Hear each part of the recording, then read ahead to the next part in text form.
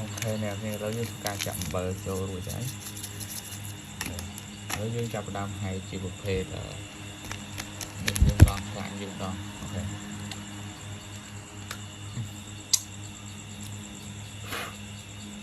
ហើយយើងចាក់ខ្លាញ់យើងចូល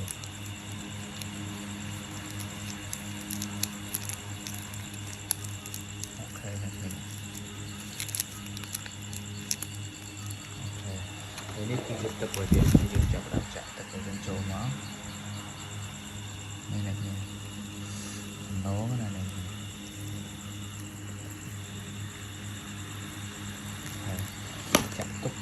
ចាក់ទឹករួចហើយយើងទុកវារយៈពេល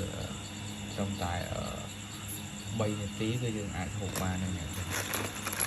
3នាទីអាចហូបបានហើយយើងធ្វើការហូបទៅ